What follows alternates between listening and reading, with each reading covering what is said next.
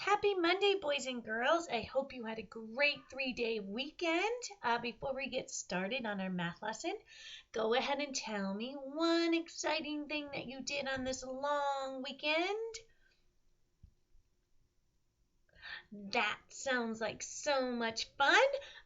Okay, I am very excited because I told you today we're going to start data and graphing. There's so many types of graphs in the world, right?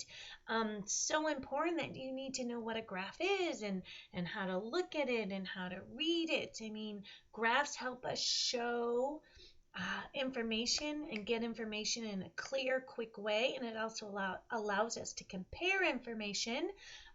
Who uses graphs? Scientists, astronauts, teachers, people in advertising, lawyers. So many different people need graphs, and I know that's forever when you're going to be an adult, but it's so important because you use graphs every day too. When you look at the weather, we're looking at graphs. I mean, so many times in class, when we want to know what's our favorite, or remember when we did, what was our favorite color heart, or you probably in other classes did different graphs. It's just a way to find information and present the information in a clear, quick way to make it really easy to compare. So we're going to have so much fun with graphs over the next few weeks. First part of graphing, which is really super important, is collecting your data, collecting your information, and then having to sort it. And we have practiced sorting so much in kindergarten already, right? And when we made our rainbows, right, we sorted Fruit Loops according to color. When we are sorting our papers in our folder, take home, in our take home versus leave at home and bring back to school, right? We sort. When you are picking up clothes off of your floor and you're sorting them into clean and dirty, right? Things I need to put away. So you've had so much practice sorting. I just think that it's fun to review sorting, and I have a super fun book for it because sorting is the first part, the first important step in taking a whole bunch of information, or data as we call it, and putting it into the right part so we can make a graph and we can read it clearly. So this book is called Sorted Out, and it is by Barbara Mariconda, and it's illustrated by Sherry Rogers, right? I can't wait to read it to you. Go ahead and get your wiggles out, right? Wiggle your fingers, wiggle your toes, right? I'm getting caught. Stretch up so high, stretch up so wide. If you want to get up and do 5 hops, pause the video, do 5 hops, and then come back. Do a little dance, right? And then we're going to say crisscross applesauce. Circle, circle, dot, dot. I am sitting in my spot. Give my hands up and put them quietly in my fishbowl lap, right? Well, probably not going to touch anybody unless you're watching with a brother or sister. But anyways, now we're ready to listen. And this is a participation book, so I may have you help me and figure out how are they sorting it. So many different ways to sort, right? So we're going to get a little practice with this fun book. Pack Rat collected a whole bag of stuff. His mother said, "Packy, enough is enough. Empty that stuff you've collected today, then sort it all out and put it away." Good, put it away. So he has all that stuff. Let's see what he has. Oh, here's some of the stuff. All right. It says a turtle, a locket, a marble, a book, an acorn, a needle are all things that he took. An egg, an umbrella, a brush, and some thread are just some of the things he spilled out on his bed. Good. A kettle, a pine cone, some yarn, and a clover are more of the things Packy had to look over. Good. A string bean and cherry were in his collection. with pieces of sandpaper for his inspection. You inspect something, you look at it very carefully. But before he could put all these treasures away, he grouped them with things that they're like in some way. Right, so that's very important. I'm going to read that again because that's what sorting is all about, grouping like things together. But before he could put all these treasures away, he grouped them with things that they're like in some way. Right, so they have to have something in common in order to sort it. He sorted them this way, and then he looked them all over and sorted again. Good. So you're going to see how he sorted them, and you're going to have to guess. Okay. Ooh, I forgot I had to show this. Okay. I need something to cover my answer. Well, I guess I'll read it, and then I'll show you. The turtle, the clover, the skinny string bean. That's a clue. He placed in a pile made of things that are... How do you think he sorted this one? Good, green, right? He sorted it by color. All three are green. So sorting by color is definitely a good way to sort, just like we sorted our Fruit Loops to make our rainbow. Okay, let's look at this one. The turtle, the egg, and the acorn that fell. Okay, so here they have the turtle, the egg, and the acorn that fell. These are all things with a hard outer. What do all those have in common? Shell. He sorted all the things that have shells together, right? An egg, an acorn, and a turtle all have a hard outer shell. What about this one? The acorn, the pine cone, the cherry you see, all of these things can be plucked from a... The rhyming definitely helps, right? Tree, right? All of those things come from a tree. So we sorted them into things that come from a tree. That's really good sorting. You can sort anything any way when you use your big brain, right? Okay, think of this. Now picture this. The cherry, the marble, the yarn tightly wound, like a big ball. These are all examples of things that are rhymes with wound. Round, right? The marble and the apple and the yarn are all round.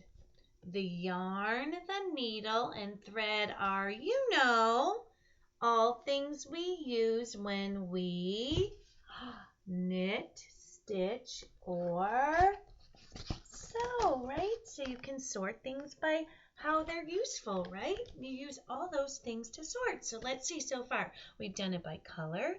We've done it by shape. We've done it by a characteristic, like a hard outer shell, right?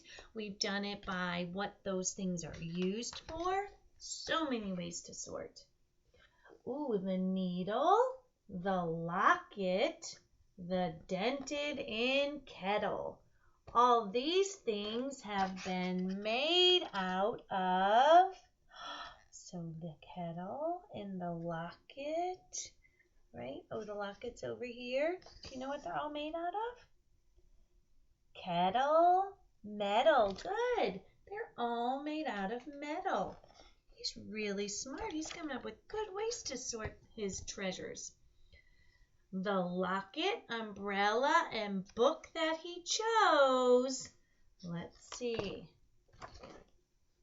So the umbrella, the locket, and the book that he chose, right? How are those all alike? Can you think?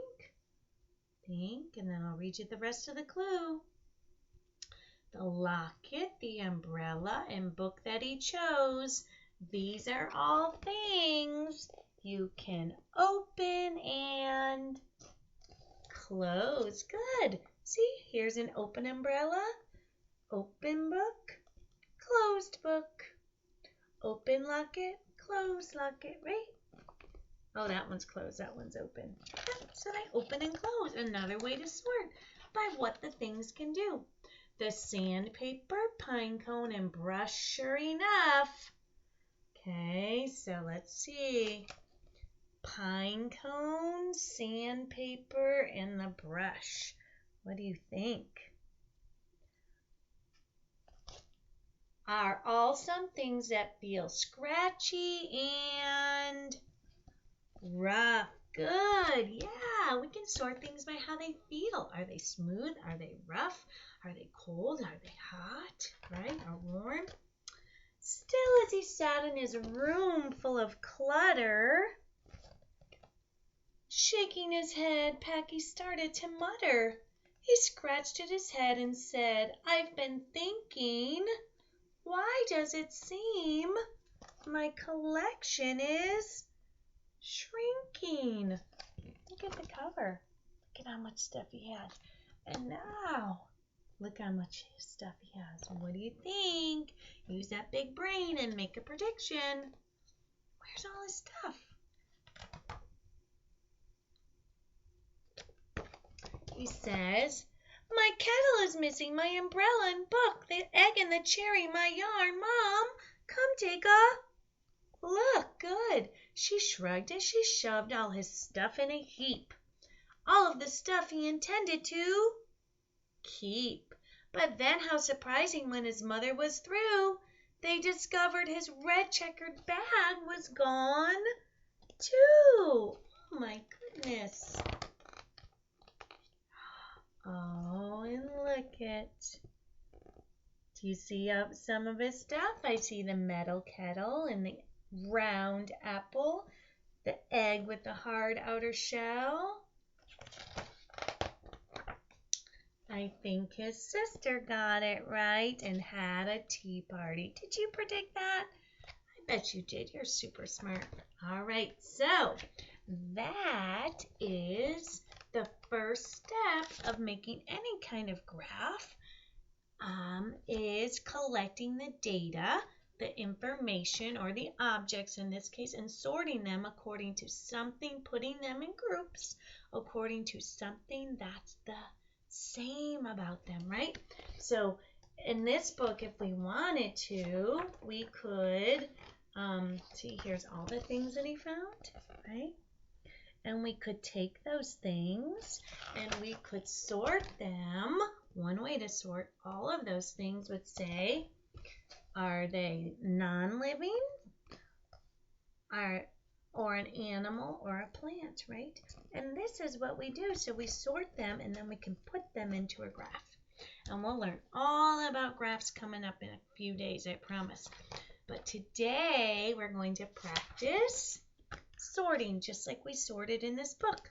And that is T-H-E-E-N-D, and yes, so to sort is very important, like I said. So I want you to go ahead and get up on your lily pad, because a very simple graph, right, is just sorting things into two categories, two groups, right? So if you can read, we're going to look, and it says sort and classify seasons. And we all talked about the seasons, so this should be easy peasy.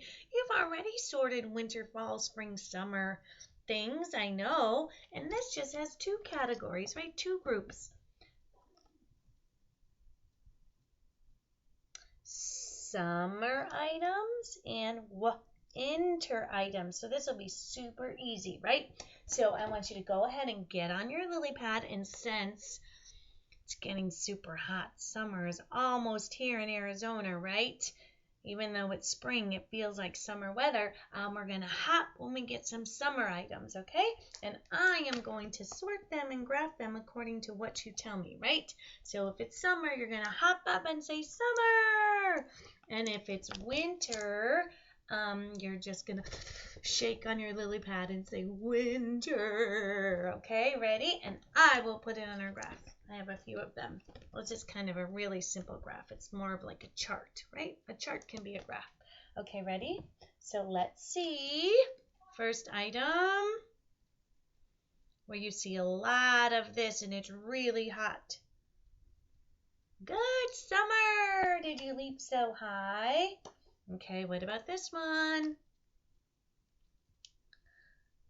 Winter, right? She's getting ready to ski. You need snow in the winter for that. Go up north to see some snow.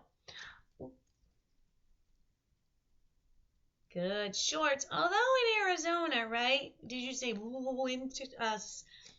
Mrs. Gibbs is going crazy. You can jump up so high for summer, right? But you could have said winter, right? Because in Arizona, we do have some warm weather. So don't be thinking of our Arizona weather. Think about how it usually is, or if you were to go up north, or in the mornings in winter. That's what I want you to think of. Would you want to wear shorts? No, not in the winter in Arizona. Not even in the winter, right? Not in the morning anyways, because it was pretty chilly. Okay, what about this? Yeah, where do we use a bucket? Summer at the beach, right? Here you go, summer. Okay. Oh, what about this? It doesn't have sleeves. This is a tricky one. Did you jump? Did you say winter? You may have jumped for summer and say, oh, it doesn't have sleeves. It's a vest. But this is like a winter vest that keeps you extra warm in the winter, right? Good. Winter, I should say.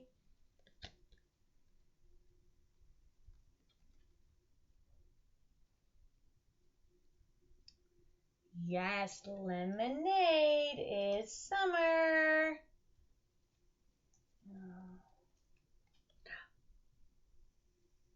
Sunglasses. Yeah, we can wear. Did you jump so high for summer? We can wear sunglasses anytime, really. But summer, definitely. All right, good job, boys and girls. We did our first chart. We made our first chart graph, right? Sorting summer items and winter items. Very good. All these have to do with summer, so they're on this side. And all these have to do with winter, so they're on this side, okay? We're just going to do one more chart. Same thing, summer and winter. You're so good at it. Hope you're still on your lily pad, hopping for summer. Shivering on your lily pad if it's winter, right? Okay, let's see. Right, again, same chart, summer and winter. Okay, what about this one? Yeah, winter, right? We need snow in the winter time to build a snowman. Summer, did you leap so high? Watermelon is ripe in the summertime. One of my favorite things about summer is juicy watermelon. It's so refreshing. Ooh, when do you wear this? Good, winter, right? We don't want to wear that now. No, thank you. Ooh, what about this? Yeah, summer, leap so high. I go to the beach every summer. I don't know if I'll get to this year because the beach is closed right now, but I love making sandcastles. Thumbs up if you do. All right, couple more. Yeah, tricky. Did you leap so high for summer? Or did you shiver for winter? Because we play with balls all year round, right? But definitely this is a beach ball. Definitely more of a summer item. Ooh, what about this? Yeah, winter, right? We want hot cocoa when we come home and it's so cold, right? Or it's rainy and we just need to warm our bones. Okay, what about this one? Yeah, winter, right? We needed our rain boots a lot this winter. It got cold, right? And last one. Oh, yeah, summer. Way to leap so high on the last one. Do an extra leap because we're all done. Yep, very good. So now we have two things, two charts, and you did such a good job of sorting summer items and winter items. Remember, the first part of making a graph, even a simple graph or like a chart like that, is finding something that they have in common. And I made it easier for you today, right? Because I told you it was winter or summer, right? Sometimes you have to look like our rat, like our little mouse in this book, or I think he was a rat, and decide how am I going to sort all this stuff to put it together, right? So sorting, very important skill. I know you practice it all the time. We're going to keep practicing it. And then we're going to have lots of fun in the next few weeks making graphs. So thanks for tuning in. I'm so proud of you. Mwah! Kiss your brains for your super sensational sorting skills. I'll give you the Spider-Man cheer. Did you hear all those S's? Super sensational sorting skills. Spider-Man cheer. Your Spidey-rific whoosh. And I will see you tomorrow. Bye-bye.